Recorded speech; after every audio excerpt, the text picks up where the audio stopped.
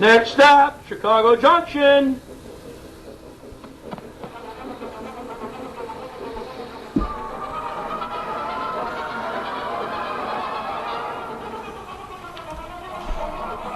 Yes, it's time for this month's broadcast of Chicago Junction, the program that takes you through the wonderful world of trains, with the help from our panel of experts and our call-in guests if we have them. I am your announcer, Brian Valou, and here is our boss, the head of the Windy City Hometown Entertainment Network and Chief Electrical Engineer, Mr. John DeVita. Well, thank you very much, Brian. Welcome, ladies and gentlemen, to another broadcast of Chicago Junction from the John DeVita Broadcast Center on the Windy City Hometown Entertainment Network on Wednesday, November the 11th, Veterans Day, the year 2020. Today, the panel will be talking about railroads and model railroads. And now to start today's broadcast, here's our announcer, Mr. Brian. Thank you, John. Yes, I am Brian Valou, your announcer, and still erstwhile host, though nobody's stepping forward to take over. Yeah, I know. Raise your hand to say yes. Everybody else stepped back when that question was asked. So true, so true. But I am Brian Valou. I am a rail fan. I belong to the Chicago chapter NRHS as a director. I'm with the Chicago Area Garden Railway Society. I belong to several museums. The Heston Steam Museum, the Pacific Southwest Railway Museum out in California, I'm a life member with, and with the Reading Company Historical and Technical Society, and just love chasing trains. And to my left, I'm Ron Stock, retired library director from Eisenhower Public Library, which serves Norwich and Harwood Heights. Big railroad foamer. Love trains, love Amtrak, and just overall, just a foamer all the way. Hi, my name is Kevin, and I'm a train junkie. Hi, I'm Kevin Barry. I'm a retired Chicago police sergeant. I am a director with the Chicagoland Lionel Railroad Club out in New Lenox. Lifelong Lionel train collector and operator. Matter of fact, last week I just acquired a number 210 AA Texas Special set that was sorely in need of a little loving care and restoration, and I had the opportunity to run it this morning, and it was good. Hi, this is Doug Kenyuk, adjunct professor at Wright College, longtime rail fan, N-scaler for model railroads, and director, officer of the Railroad and Short Lines Club of Chicago. Oh, very good. Are we all handling everything okay? So far, we're still above ground. Yes, we are. Yes. Yes, we are. Yeah, we don't have to do the see how many worms there are. That's correct. All right. Well, let's get this thing started off. Doug, you want to start? Sure. Got a couple of items here. Went through looking. Good news in Indiana. They got the money and they started construction on their little branch for the South Shore from Hammond to Dyer, Indiana. Apparently they broke ground a couple of weeks ago and they expect to be up and running in about 2 years, by 2020. Well, 2 years, 2025, 5 years. Now, the thing's only 8 miles long, so I can't figure out why it takes 5 years to do it, but what do I know? We took a look at where the route was. And, you have your NIMBYs. oh, that is true. So, but we were out there last summer looking at the route, and that's pretty much the old Monon route into the city. So it's don't see what the problem is there. Some interesting short lines changed hands. All the railroads owned by Acro Middle has been sold to a place called Cleveland Cliffs. That includes the Brandywine Valley, Steelton and High Spire, Lake Michigan and Indiana, right here in Indiana, Upper Marion and Plymouth, Cleveland Works, and South Chicago and Indiana Harbor, another Chicago short line. Sold it for $1.4 million. I'm looking at the wrong number there. I guess the steel company doesn't want to run their railroads anymore. Get out of like U.S. Steel did, divest themselves of the railroad. On that note, something called Jaguar Transport out of Canada. It's a pension fund. Purchased, you want to get it right here, Pioneer Lines, the Pioneer Group. No kidding. No kidding. That includes the Cimarron Valley, Oklahoma and eastern Colorado, Washington Eastern, Texas and Eastern, Ruskin Palestine, Texas State, and Southwestern in New Mexico and Arizona. It also acquired the Western Railroad Builders and Engineering Design Group out of Utah. So it's a pension fund. They decided that there's money in short lines. So they grabbed that parent group. Now, you know how I find the stories that you scratch your head and you wonder what they're thinking? Well, here we go. Instead of natural gas, New Jersey Transit now energized to find an alternative to electricity. Yeah, they're not going to use gas. They're not going to use diesel. They don't want to use electricity. They're talking about putting up windmills and solar along the lines to power the trains.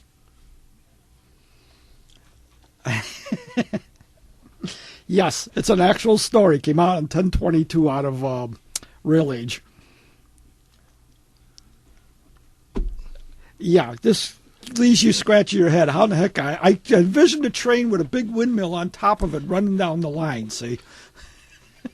and the solar panels between the rails.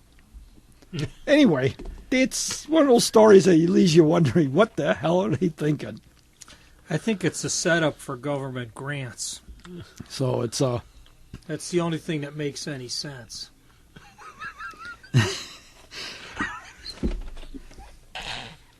He's dying in that one. I don't want to use electricity. AOC will be all over that. They don't. You know what you did, right? They don't want to use electricity, but they want to use wind. Yeah, I know. Then, well, this is why don't we just raise the mizzen mast? This is they've already allocated $3 million to look into it. Now, in a deja vu, CSX and Norfolk Southern are fighting over Pan Am railways. Yeah, apparently the CSX wants to absorb Pan Am, which consists of the railroads was formerly called Gulliford Rail, which is Boston and Maine, Maine Central, Portland Terminal, and Springfield Terminal, now known as Pan Am Railways. And NS said, wait a minute, that's 1,700 miles of short lines. We want a piece of it. So it looks like when they got through fighting over Conrail, they're now fighting over Pan Am rails.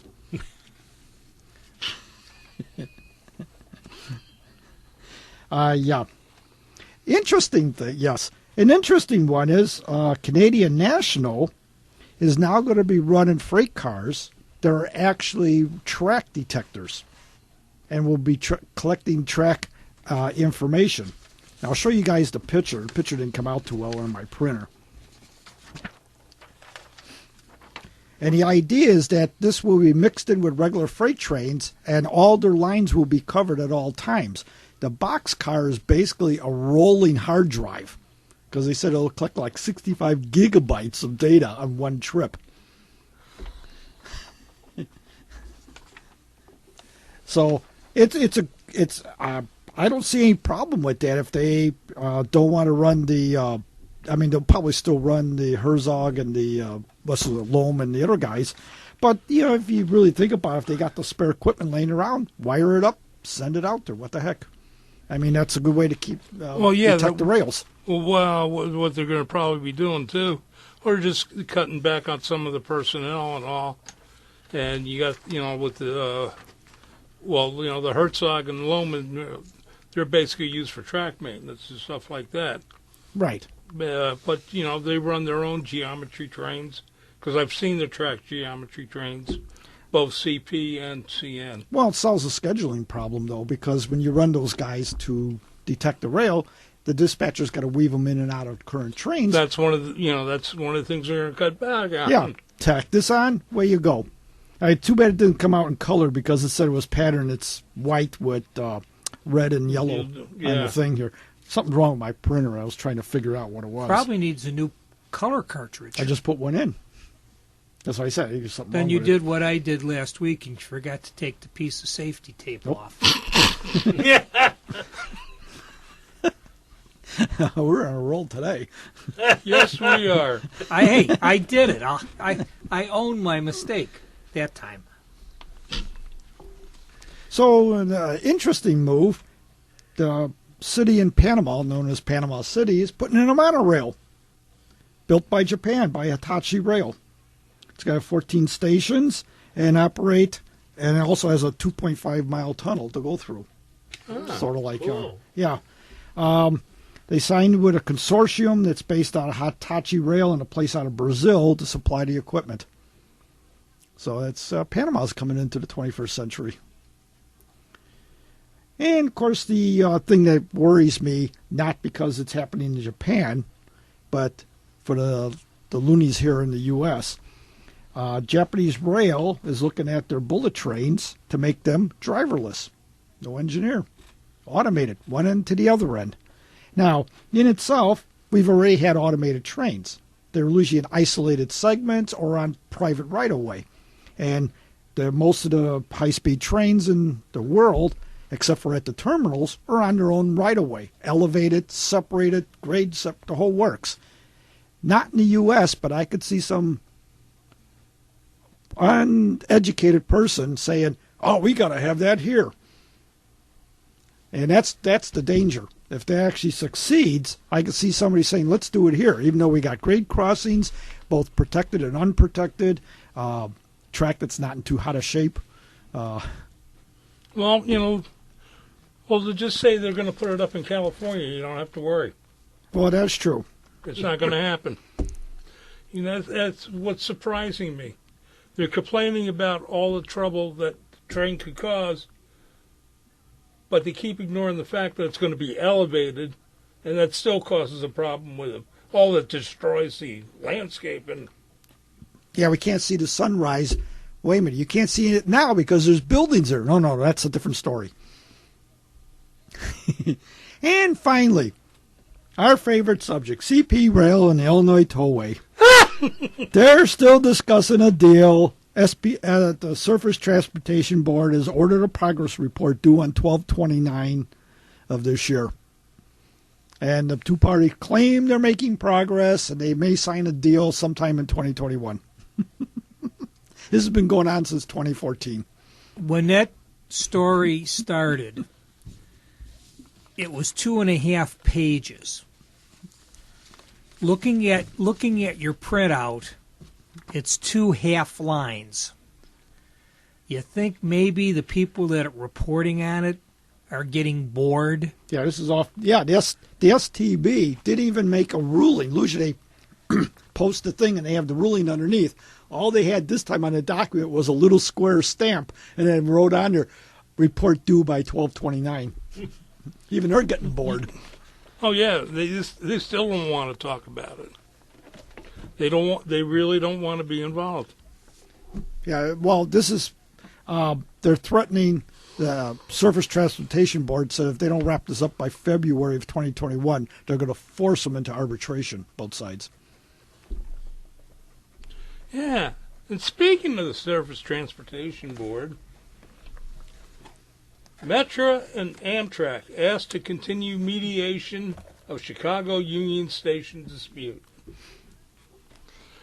Metra asked the Surface Transportation Board for more mediation time, saying they have made progress in their dispute over Metra's lease of Chicago Union Station. Metra and Amtrak have requested more time from the STB for mediation. In a letter filed November 2nd, Metra's attorney, filing on behalf of both parties, asked for an extension of the mediation period through December 4th. That period has ended October 30th. The letter from the attorney, Robert A. Bush, says the two sides have made significant progress in mediation and believe further mediation would benefit them and the board by facilitating further agreement. Mediation has already resolved certain issues and may yet resolve others that are part of the process. Any unresolved issues would be brought to the board on or after December 4th. The letter says. Well, it just means now all they'd agreed on what kind of pizza to get at the meetings. And from where? Yes, and from where? It has to be deep dish. After Amtrak ordered mediation in July, after Amtrak brought the matter before the Surface Transportation Board in May, the third time it has returned to the agency. Head of the stakeholder committee is optimistic deal will preserve Huron Central operations. Huron Central Railway, which is part of the Genesee, Wyoming. Hang on a minute. I'm going to ask you a question. How did Amtrak end up with ownership of Union Station? Because I thought that was owned partly by the Milwaukee Road and the Burlington, right? And Pennsylvania. Mm-hmm. And therefore, Metra should have end up owning it, but it's owned by Amtrak. How did that happen? Because they were the major passenger carrier, and Metra at the time wasn't prepared for it. Okay. So we got to clear that up for everybody, because everybody scratches their head and goes, how did they end up owning it? Yeah. Yeah. Okay. Metra is also regional. Amtrak does operate National. over a little larger area. Okay. All right, let's hear about the Huron. Okay, the Huron Central was going to shut down. They were going to totally shut down 175 miles of trackage. It was owned by the Genesee, Wyoming Corporation. Okay. And they had put in to get money to repair the trackage because it moves 12,000 cars a month. And they say the tracks were getting so bad, well, you need it, and government says, no, we're not going to give you anything. So it says, okay, we're notifying everybody we're going to lay them off. And and this is the answer to it. Head of the committee working to preserve service on the Huron Central Railway says all parties are in serious discussions, and what we have been asking for some time. And this Joe Fratesi, chairman of the committee of stakeholders, said he remains reasonably confident a deal can be reached before the December 18th date that Genesee and Wyoming says it will shut down the line between Sault Ste. Marie, Ontario, and Sudbury. He said the local elected officials and the Prime Minister's office are involved in the talks, along with federal and provincial transportation officials. Okay, so this is up in Canada. This is not Yeah. Michigan. Okay. Yes, not Michigan, though it does connect with Michigan. G&W said earlier this year it would shut down the line without some $40 million in government funding, and has given the railroad's 43 employees notice of their impending termination list, which we just talked about. Caltran hails passage of measure providing dedicated funding. Caltran has hailed the passage of Measure Railroad, which gives the Bay Area Commuter Railroad a dedicated funding source for the first time. The operation had previously been heavily dependent on fares, creating a drastic funding shortfall when ridership fell because of COVID-19. With this victory, Caltrain has a bright future, as is now able to provide congestion relief throughout the corridor by serving tens of thousands of new riders, with vastly improved relief throughout the corridor by serving tens of thousands of new riders with vastly improved modernization rail system. Caltran board David Pine says, "The people we serve will have placed their faith in us. With this vote in the Measure Railway, we will continue to work to improve this vital service." The agency was receiving revenue from 1/8 cent sales tax in San Francisco, San Mateo, and Santa Clara counties as of July 1st, 2021. Will be. Expected to generate more than $100 million annually.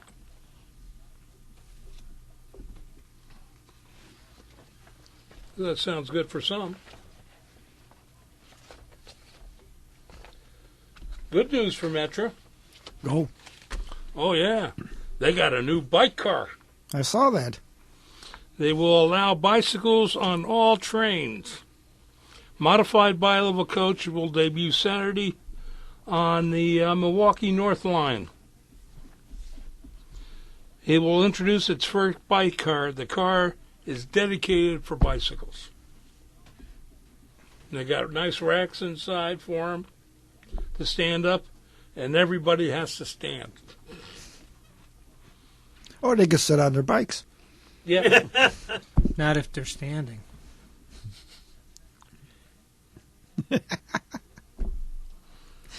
If the bikes are hung vertically, and I presume that's what you implied when you said the bike stands. Oh, you don't have the interior picture, do you? No. Okay. There is an interior. Yeah, it didn't look like they were standing up. They looked like they were just... The photograph, is that going to be the paint job? That's the paint job on the car. I'll watch for it. I live near the North Line. I'll watch for it. Cool. It's different. It'll certainly It'll stand out. Yeah. Yeah, in fact, I saw the first, I saw the Chicago Northwestern when it finally made its first run on a main line, and it happened to be the Northwest line. I caught it when I was sitting at the grade crossing when the train left Park Ridge. Okay. Well, if you happened, I'm sorry, or did you have more? Yeah. Please play on. That's okay. There will be still be limits on the number of bicycles allowed, and there is no guarantee a bike can be accommodated on a specific trip. You know, how many people bring their bikes? The debut of the bike car, which has a unique blue and gray paint scheme, as well as a large bicycle decal near the exterior doors, was planned for earlier in 2020, but was delayed because of COVID-19 pandemic. It was created by removing 24 seats from one half of the lower level of the Pullman-built car from the 60s. Upper-level seats will remain in the car for those who wish to sit within sight of their bikes. The car will operate on a set schedule with 4 inbound and 4 outbound trips during the week, and 2 inbound and 2 outbound trips on Saturdays, which really tells me to think. That's basically their schedule right now. Yes, when more people are riding bikes on the weekend, they run less trains. That's Common Core math. What's wrong with you? Oh, oh, that's right. This is Illinois.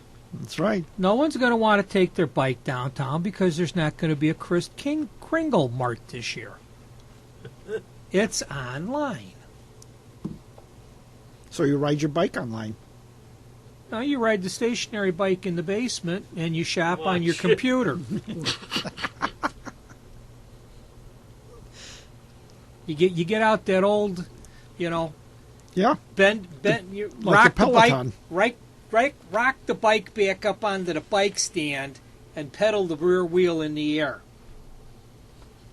Anyway, this is good for the bike riders. Eventually, they'll get it right. Hey, any more? Amtrak. Go for it. Amtrak ended fiscal year 20 with half of previous year's revenue, Flynn says. New president and chief executive officer, William Flynn. Amtrak's latest projections are that the railroad ended fiscal year 2020 on September 30th with $1.24 billion in annual ticket sales revenue, just 53% of what it had been the previous year. President and Chief Executive Officer William Flynn told the U.S. Senate committee this week. So, he's talked to some really well-informed people. Flynn, on October 21st, provided members of the U.S. Senate Committee of Commerce, Science, and Transportation update on the pandemic's impact on Amtrak's finances and operations, as well as the railroad's measures to address the drastic loss in ridership revenue over the past several months. Prior to the pandemic's onset, Amtrak in early March had been on track to generate fiscal year 20 revenue greater than the operating costs for the first time in the railroad's history, Flynn said, if you believe it. Now Amtrak officials are projecting only 9 million passenger trips and $598 million in revenue for all of fiscal year 2021, down from over 32 million passenger trips and $2.4 billion in revenue in fiscal year 2019. The fiscal year 2021 projections assume widely distributed vaccine will become available by the middle of the calendar year of 2021, which we know is not guaranteed an outcome. Flynn said according to his written testimony. Flynn reiterated earlier statements that Amtrak anticipates needing up to $4.9 billion in federal funding to operate, invest in a rail network, support state Amtrak routes, avoid employee furloughs, and maintain long-distance service. Earlier this year, Amtrak announced a plan to reduce most long-distance routes to 3 days. The railroad also reduced train frequencies in the Northeast Corridor. Flynn said it was disappointing that Congress was unable to pass fiscal year 2021 appropriations bills before October 1st. Instead passed a continuing resolution, which continued funding at 2020 levels through December 11th. Given the low ridership revenue projection over the next few months, and the CR at this level will put Amtrak in a precarious position as we await final decisions on our annual funding levels, our COVID-19 supplemental funding request. Amtrak will adjust its operating and capital spending plans during the continuing resolution, but if the funding level is extended beyond December 11th, we will be unable to avoid more drastic impacts that would have been long-lasting effects on the railroad. The Amtrak officials now looking at specific capital projects and procurements that can be deferred until future funding levels are known.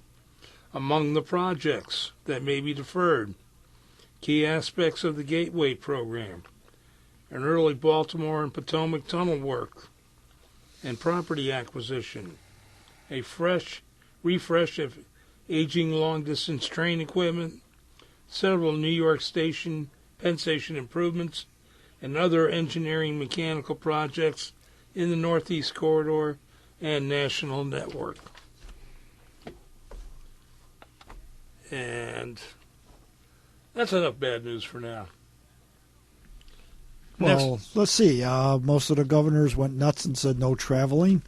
Well, the city mayor said no traveling, and they're out there telling people to travel. Which is it?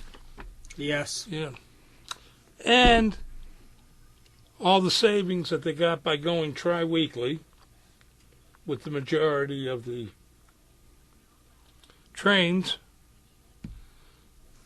certain trains are spending more money than they thought because the layovers are longer. Take the Zephyr. The Zephyrs are at least 3 days waiting to do a comeback because of the distance between Chicago and L.A. Yep. And Chicago and Seattle and Portland. The crews all of a sudden, instead of doing it coming back within a day and a half, now over 3 days. And they're sitting around. What do you do in Portland for 3 days besides hide? Riot. Hey, I'll get on and ride the trolleys. They were shut down for a while. Yeah, they were. But now you can also go back and go to the Heritage Museum. So you can see them working on the 700. Oh, there we go. Spokane, Portland, and Seattle, 700. Beautiful northern, right next to the 4449. Okay. But yeah, cool. I mean, the Zephyrs, the cost, the savings that they were supposed to get, they're losing. Yes. I gotta go upstairs. Okay. What you got, Ron? I guess I'm up. Yeah, batter up. I had a friend of mine mention this movie. It's a silent movie. It was done in 1924. It's done by a very famous director, John Ford, who did many westerns and was noted for his westerns. And the movie's almost pretty close to 2 hours long, which struck me. I'm not that familiar with the silent era, and I thought, wow, 2 hour movie and it's silent. And it was excellent. It's had terrific railroad scenes, a lot of adventure scenes, Indians attacking trains. The guy who played Lincoln in the movie looked exactly like Lincoln. I couldn't get over how closely he looked. And basically it's got some romance in it, too. It starts off with Lincoln, who signed the creation of the Transcontinental Railroad, so it deals with the Union Pacific and Central Pacific. The Pacific Railway Act. Yeah, and Lincoln created it, and they start off initially in Springfield, Illinois, and the movie then. Most of the movie deals with the creation of the Transcontinental Railroad, mostly from the Union Pacific side, but also some Canadian or Central Pacific. I know you're going Canadian Pacific. Okay. Yeah. Oh, it's CP. Anyway, really, really great movie. Highly recommend it if you're a railroad buff. If you haven't seen it, I'd recommend it. And it's also a good Western movie. For a silent movie, it's pretty cool. Oh, it's right up there with the D.W. Griffith's movie. Yeah. I mean, it's that good a classic. It's very well done and very historically accurate. The other thing which I was looking forward to, because it's been advertised in all the train magazines, and I think it came out towards the end of September, beginning of October. Classic Trains did a dedicated magazine to Pullman American's Hotel on Wheels, and it's the holiday 2020 issue. Has a beautiful picture of 3 Santa Fe engines, and they're done elephant style. Just briefly, since it's dealing with Pullman, they had a good history, brief history, where they narrowed it down year by year. The first known U.S. operations of sleeping car, Richard Emily's Chattanburg on the Cumberland Valley Railroad out of Harrisburg was in 1838. The 1840s, 1850s railroads and concessionaires operated sleeping cars over an expanded network. In 1859, George M. Pullman and Benjamin Field rebuilt 9 coaches and 19 of the Chicago Allerton predecessors into sleepers in Bloomington, Illinois. Pullman's sleeping car number 9 was created out of that group. 1863, Pullman and Field ordered from the CNA shops a new sleeping car, later renamed the Pioneer, of substantially improved design. In 1867, the firm incorporated as Pullman Palace Car Company in February of 22nd. 1868, the first Pullman dining car entered service on the Chicago Alton. 1870 began the building of its own cars, and after acquiring the Detroit Car and Manufacturing Company. In 1874, Pullman launched the power car operations. In 1881, opened new main shops in Utopia Town for employees near Chicago called Pullman. Begins building freight cars. And by the way, the Pullman area, there should be coming up soon is their Christmas walk. No, it's been canceled. Oh, they canceled this year? Okay. Yeah, another thing bit the dust. 1887, Pullman H.H. Sessions developed the vestibule. Pennsylvania Railroad, Penn Limited, became the first overall vestibule train. 1897, strike at Pullman plant is met with by police and troops. 12 workers die in the incident, a landmark in labor history. In 1897, Pullman dies, and Robert Todd Lincoln succeeds him in the company. And he, of course, was one of President Lincoln's sons. 1899, Pullman aborts its last major sleeping car competitor, the Wagner Palace car. Absorbs. 1900, reorganized as the Pullman Company. 1907, builds prototype all-steel cars. The 12-in-1 Jamestown steel car production begins in 1910 and ends the wooden era cars.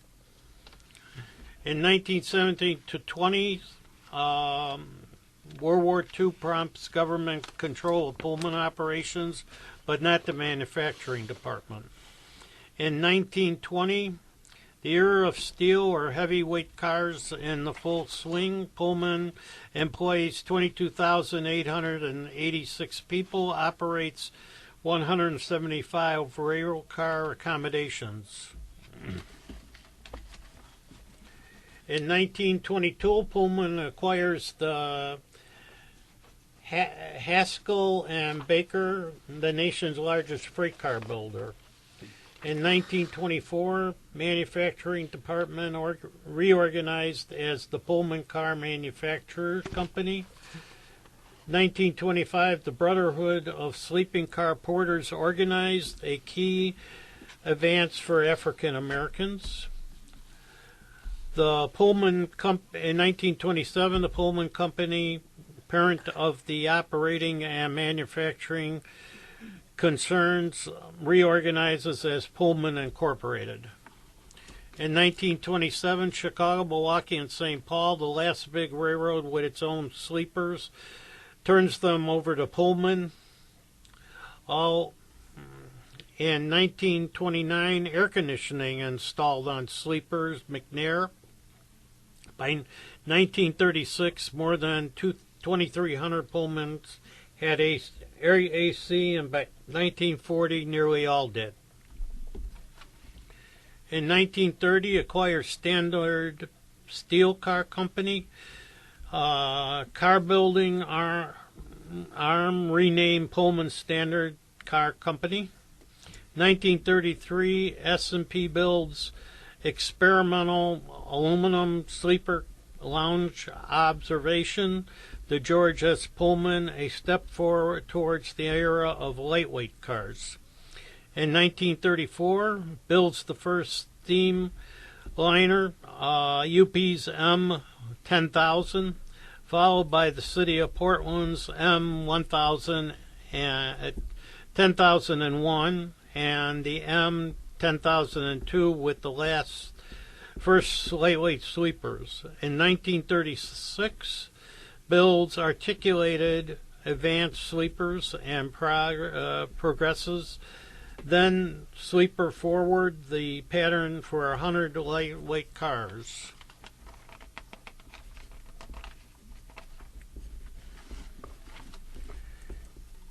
In 1936, Bud builds 10 sleepers for the CB&Q, Denver Zephyr. When Pullman tries to block further orders, Bud complains to the U.S. Justice Department. Pullman introduces the Romette, most popular accommodation of the lightweight era. 1940, Justice Department sues Pullman, Incorporated, under the Sherman Antitrust Act. 1941 to 45, World War II brings record traffic, governmental halts civilian and passenger car construction, and has Pullman built and operated 24 troop sleepers. 1944, antitrust suit ends with a court order for Pullman to shed either its car building or the operating arm. 1947, Pullman sells its operating division to a group of railroads. S&P turns out post-war streamliners and freight cars. 1956, PS builds its last sleeping cars for the Union Pacific until Amtrak 1978 order for Superline sleepers. In 1958, New York Central ends use of Pullman service, first railroad to do so in decades. Others follow or contracts for partial Pullman service. 1986, Pullman ends U.S. passenger operations on December 30th. Remaining sleepers routes run by railroads until Amtrak. So that's a brief, in a nutshell, history. 19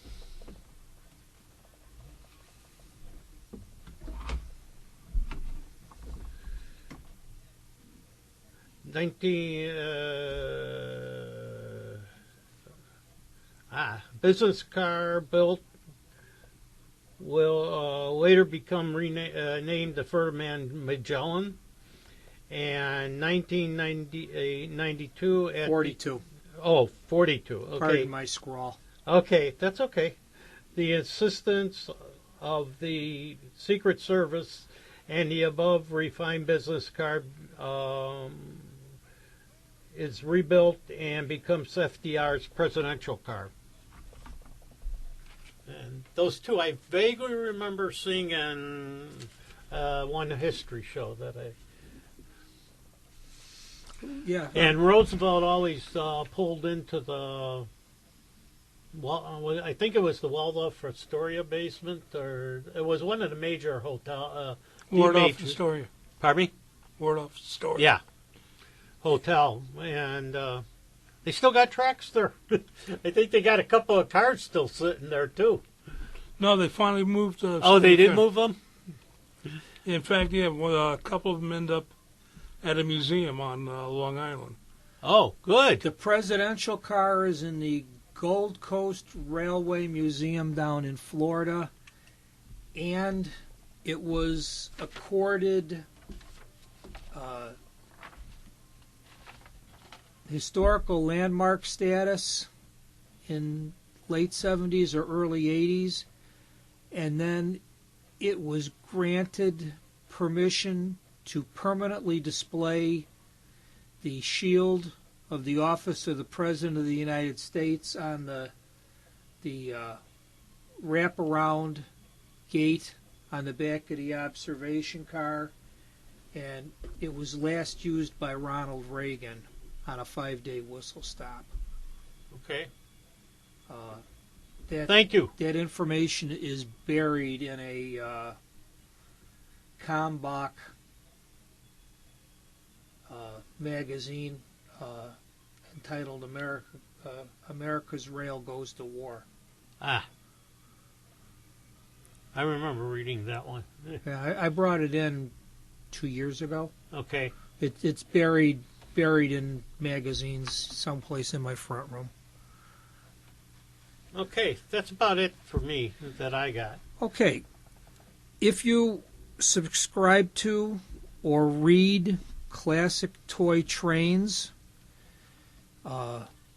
you'll find a 32-page insert from Menards.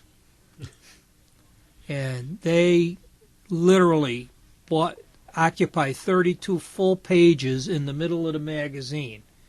In years past, it used to be a 12-page pasted in insert just inside the front cover, and they're advertising all their buildings, all their O27 cars, all their O-gauge cars, all their vehicles, all their track.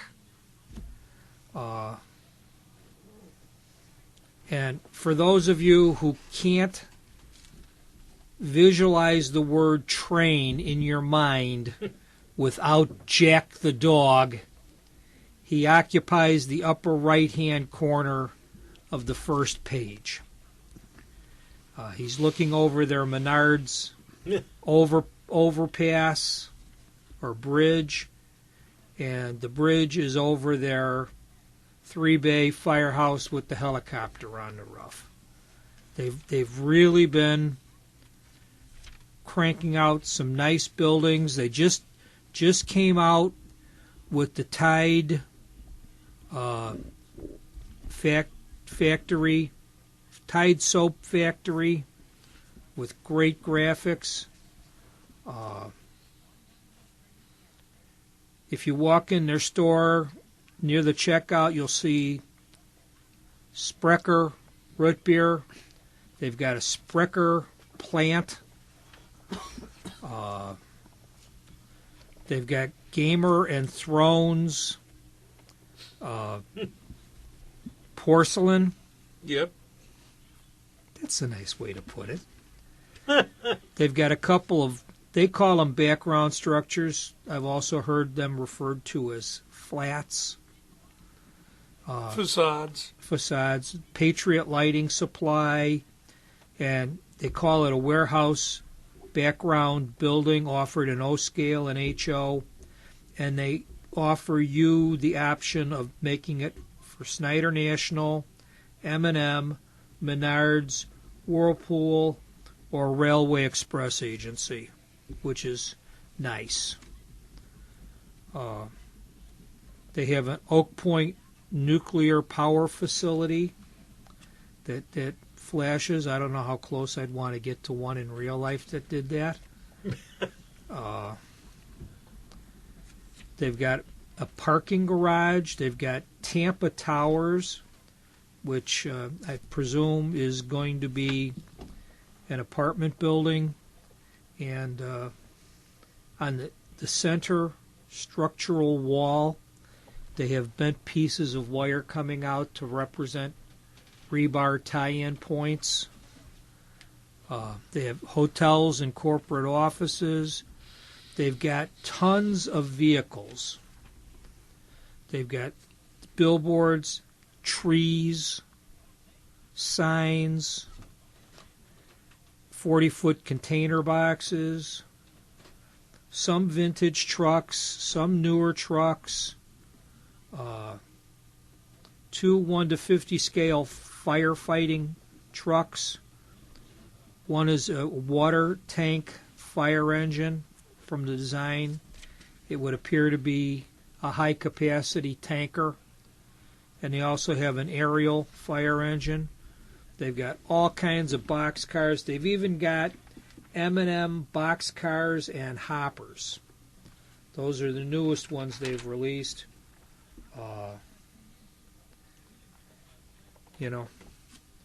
My son has already asked me what cars I want for Christmas. And you just handed him the whole magazine, right? No, I told him that I've been working on projects on the honey I didn't list, trying to get them knocked down. They're even offering ore cars this year. Chicago Northwestern, Great Northern, if you're into Billy Goat Railroad, Milwaukee Road, and Santa Fe. And the Santa Fe paint job they're using mimics the war bonnet. Well, that's what lots has been doing. And they're offering a lot of the tubular track in 31, 36, 42, 54, 72, and 96-inch diameter. Hike. And they offer mating pieces to that are designed for one end to hook into your tubular and the other end to hook into fast track. So they're going to give Lionel a run for their money. The Menards by our house, over at the one up in Skokie in Oakton, full aisle, end cap with all the freight cars, and surprisingly there was some HO stuff and one end scale train set. Oh, they do have end scale. They do have end scale. Looks like they're trying it out, though, because... Right. And then you go into the paint department, they now have almost a full aisle of hobby-style paint with the brushes and stuff. Cool. They started out with just a small thing, and now when I went into we were out there getting stuff for the house and decided to walk back there and look, it's almost a full aisle now. Wow. And if you go to page 86... Some of us can't go on vacation without looking for trains to ride. I've been on the narrow gauge at Eva that used to connect into Pearl Harbor. Now it's just a short excursion line. And they use a center cab engine, although the old saddle tanker is on display. But they have a 2-page article on how to convert an old Prairie steamer type engine into the Anaka, which is on Maui, and it's part of the Lahaina, Kaanapali, and Pacific Railroad, or as it's more popularly referred to, the sugarcane train. That's closed. I know. You said that, if you had short change in your pocket, I think you said $570,000 you could buy it 2 months ago. Well, that's one of the locomotives. Yeah. You need $1 million for two. Yeah, well, you got to have a spare. Oh, yeah, you got to, Steam engines are like high-maintenance girlfriends. They always need money poured into them. Oh, yes. It is a very, very nice, very well-constructed article, and if you were so inclined, I believe the average train modeler could probably do this. But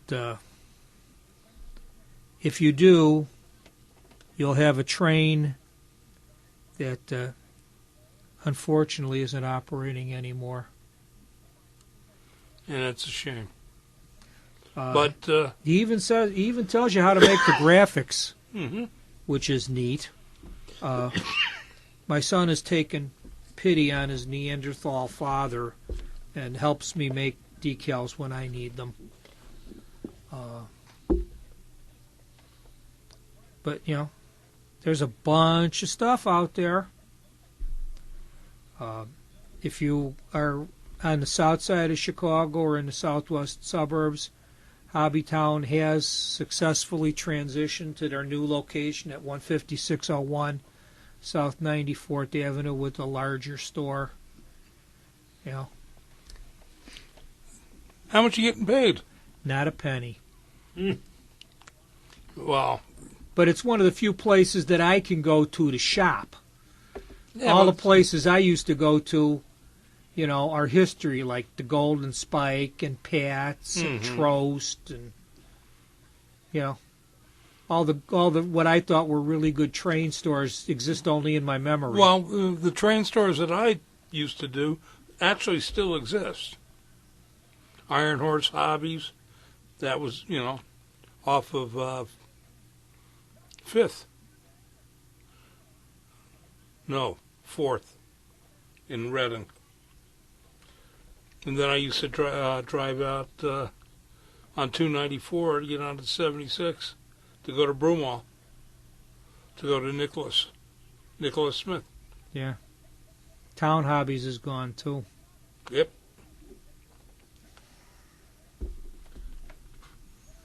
It's ordering online or ordering out of an ad in a magazine is great, but sometimes you just got to have hands-on when you're buying something. Yeah. Well, it's like, you were talking about it, 1945.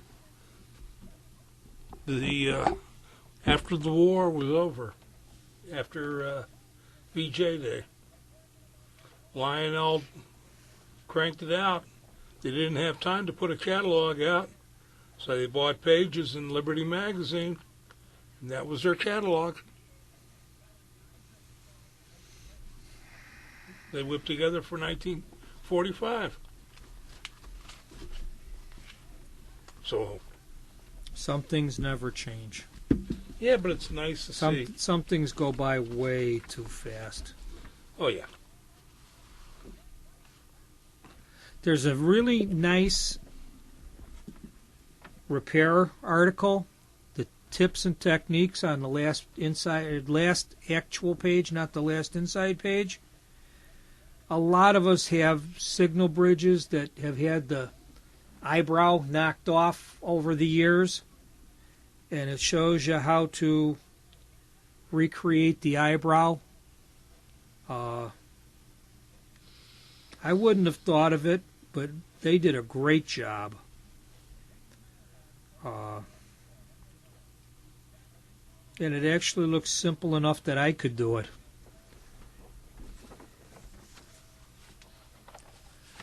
Yeah, that's all I got. Okay. Well, let's see if I can get in some preservation news. Please. Since I didn't last time. Go for it. All four little paws. Well, because preservation was basically on hold in a lot of places because of our pandemic that's going on. We still have some things going, some things are happening. We talked about it last month with the East Broad Top Railroad out of Orbizona, Pennsylvania, and the work that the volunteers, they have almost 2,000 now volunteers from that area and beyond. And a lot of people have been, you're talking about,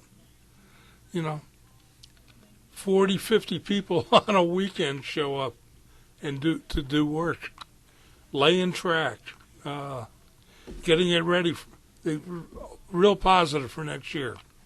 They'll have 2 steam locomotives that will be up and running. That's great. Yep. And the railway itself, they went through the friends have been buying track and stuff. They're up to, when the family signed everything over, the only thing left was the last 5 miles, and that was in Union, Pennsylvania, where it connects with the Pennsylvania. The 5 miles of track from there is all still owned by the city, I guess, and all the rest is owned by the Heritage Group for the East Broad Top. And do they have an amicable relationship with the city?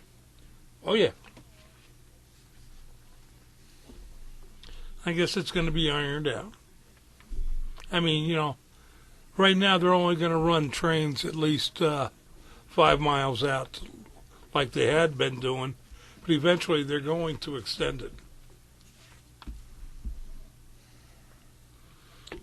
But because of the pandemic, like I said, everything kind of going by the wayside, like locomotive 2926, Albuquerque.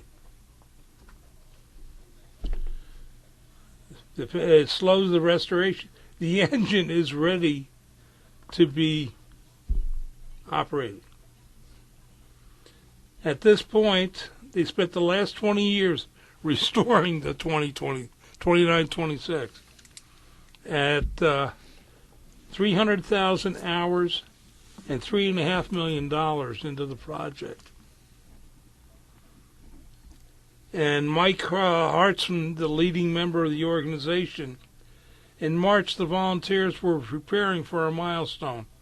They were going to actually fire it up because it was on the old Santa Fe Southern, the short line that was sold. And you still have the agreement to operate on that track. And they were going to steam it up, move it under its own power for the first time since 1953. But we couldn't do it. And the governor has since loosened restrictions. So a small group resumed working on it, but they're still waiting until they can bring their entire group back together. Right now, state health official limits the gatherings to 10. We want to all be present when it moves for the first time, not leave anybody out. Which is pretty, that's pretty good. I mean, the engine is one of the largest of the 484s Santa Fe have. Built in 1944 by Baldwin. And the engine did do dual service in both freight and passenger. And had over 1 million miles of usage before it last run in 1953. You're talking only a lifespan of 9 years. When an engine has been stored cold like that, does the clock stop on the 15-year boiler test? See, okay. What you're talking now is the rules today. Back then, they didn't have those rules. Now, yes, you did. It was a time. There were so many miles you did because that was, you were running. So there wasn't a thing like 15 years or so. That is new. That came into existence, especially when the accident happened on the Gettysburg with that Mikado, where its boiler blew out. And that's when they came up with the more modern safety rules for the tourist engines. Okay, so I guess I'm asking, is this grandfathered? No. To fire it up and move it? It's been totally rebuilt. Okay. According to the new instructions. Okay. It got its ultrasound, checked the boiler, the whole 9 yards. And repaired and patched the way it had to be. All the tubes were replaced. So it's good to go. It just needs to get fired up and moved. Yeah. Okay. And what they're doing is waiting for the whole group to be together. They don't want to do it with just a small group of people. No, they don't want to cut anybody out that's broken their back making it happen. That is correct. Which is only proper. That is correct. Unless they get their hand forced by the outfit that bought the other line and said, move it or we're going to move it for you, like what happened to that Mike out at 124th and Vincennes about 10 years ago. That was owned by Jensen, and Jensen's own refusal to try to make any attempt. I mean, wouldn't even work with the museums that were going to work with them to try to move the locomotive. And it was hard to move when you didn't have the bearings. Well, yeah. Yeah. Someone deliberately took it apart. He did. To make, yeah. Jensen did it.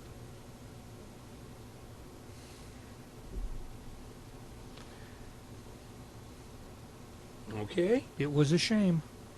All right. But anyway, that engine's set, ready to go. Update on the 2100. Reading Team 1 that's being rebuilt in Ohio, up near Cleveland. And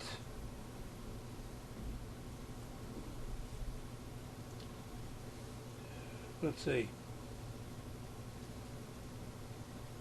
They're looking at possibly having it finished completion sometime mid 2021, or at least by the beginning of 2022.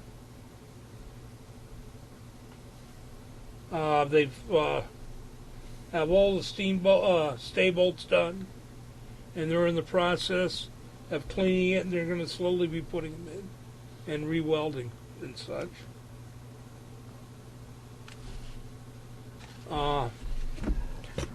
Excuse me. They're working on to reassemble and put in the auger for the coal, because they had taken the auger out, threw it in a junk pile, and left it to make it an oil burner. And the first thing they decided to do when they put it in the shop was, let's pull all these pipes out and we're going to put it back to be a coal burner. Thank God they didn't send the scrap pile off to the scrap yard. Well, see, that's where Ross Rowland bought it originally. It was in a scrapyard. 2100 and 2101 were in the Stringle scrapyard down in Baltimore. And they were sitting there, and he got them, put them in, found out which boiler was better, and went to work on the 2101. And that's what got ready for the American Freedom Train. And then he bought the other engine in case they needed parts. Just in case they needed parts real quick. And it happened during the Chelsea Steam Special when the engine was running out of Grand Rapids on a trip. The eccentric rod busted. Ooh. And actually, it stretched it, I think they said like 6 inches, and turned it 90 degrees. And they went down, pulled the one off the 2100, which was still in Baltimore, shipped it up there, and they were all ready for the next weekend. And yes, they had to make new bearings.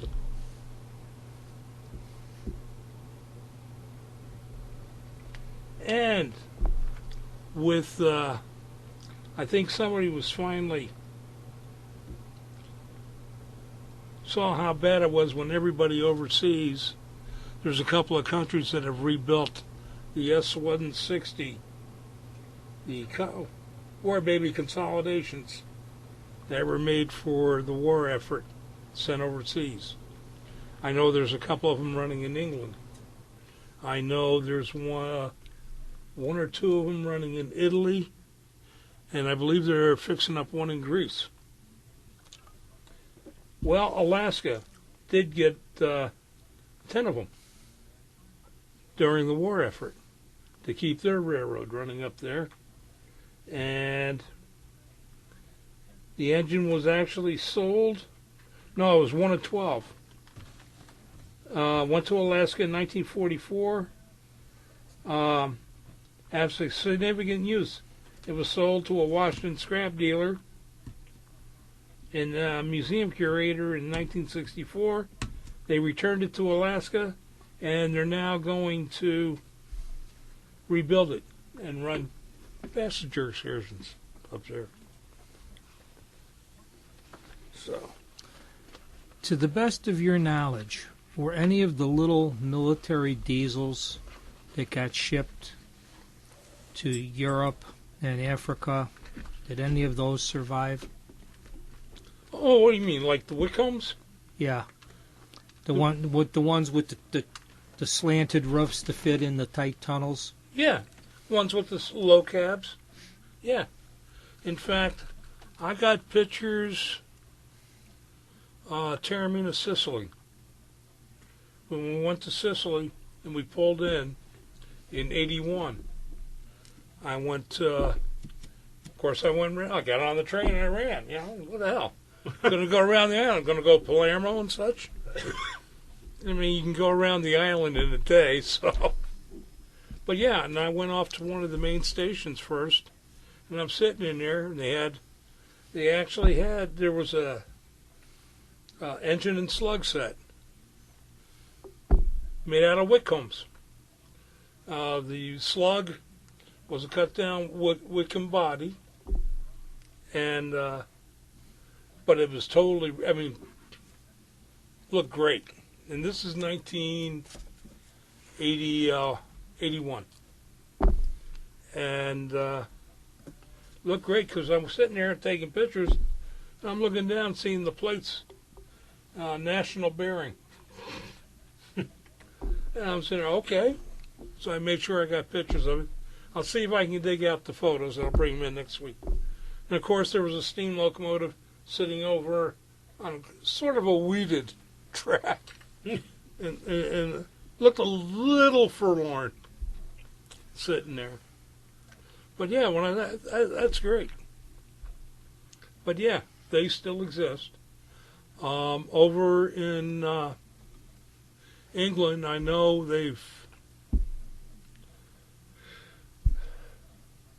you want to see somebody you go there and you're going to think our preservation effort is what they've preserved has been amazing.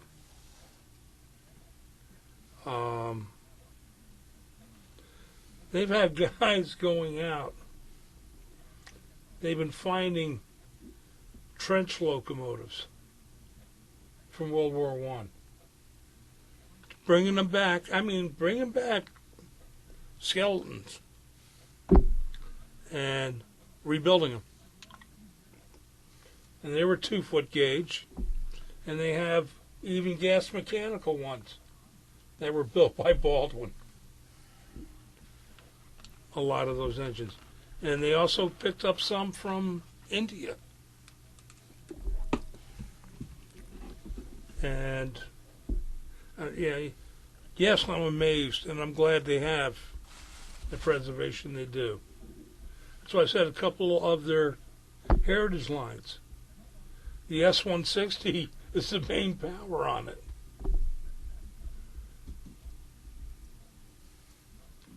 And they make a model of it. In 00 gauge. What the colonials refer to as HO? No. Believe it or not, it's more gauge precise. It's 1/72nd scale, not 1/78. That's why Matchbox is always a little bit bigger, and all the little plastic, the army trucks and everything, they're all 1/72nd scale. When you were talking about the history of Pullman, Yes. there's a McDonald's on 115th. I want to say it's at Forestville. And their motif is Pullman, and there's a Varney 00 gauge Pullman. I believe it's a Pullman passenger car in the 4-foot wide, 6-foot tall, 4-sided glass case. In the original box. The box doesn't look like it was opened and closed that many times. And they have got some posters that are obviously original Pullman corporate art with floor plans and advertising. They were obviously not done by your average ad designer. They were done with great care. And they're just up on the wall. You stop in, get your McWhatwich, and there's some great stuff to look at. You know where the plans are for Pullman, right? I think they're at the Pullman Technical Museum up in Union, Illinois. Yep. I hope that's where that double card set that I turned into their tech library when it was in the 600 block of East 113th Street. I hope those went there. When I was much younger and I was a police officer in the 5th District, I took my lunch at what was left of the old Pullman Wheel Works at 105th and Maryland. And I was walking through the buildings, and I looked up, and I saw it looked a whole lot like an old computer punch card or a time card for a time clock. I reached up and took it down, and it was 2 cards stapled together from August of 1928, and it was the Pullman Porter's work cards for the car, listing how many people were in each room and what time they wanted to be woken up and whether they wanted their shoes polished. And Wow. I said, this, if I leave it here, when they tear the building down, it's going to get trashed. So I took it over to the building on 113th Street. I hope it went out to Union. It'd be a shame if it didn't. Yeah. Yeah, that or somebody's collection. Well, most of the people from the Pullman Historical Society are really into preserving the history. Oh, yeah. And, Yeah. they're heartbroken that they're not doing their candlelight walk this year because those are all private homes. Right. It's just not reasonable to ask someone to open their home up to 200 or 300 people under the conditions. That's true. But the walk used to be done earlier. Usually it was on the first or second Sunday of December for the winter one, and then they do a summer one as well. Well, I've always walked the one that was in September, October. No, that's the one that I took. I was invited to participate in the winter one the last 3 years running.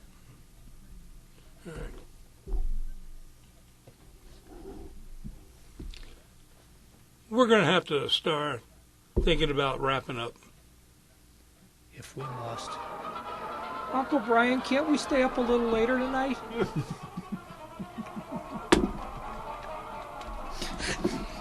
And try to figure out where to put those windmills for electricity. I'm still looking for the mizzen mast. As our express comes into the terminal, we want to thank you for joining us on our journey through the wonderful world of trains.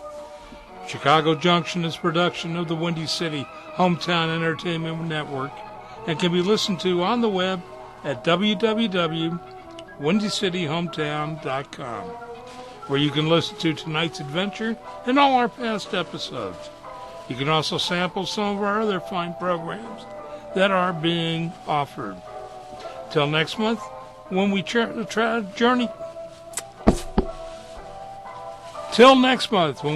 to Chicago Junction, I am your announcer, Brian Valou, saying happy rails to you. And good night, Mr. Ryan, wherever you are.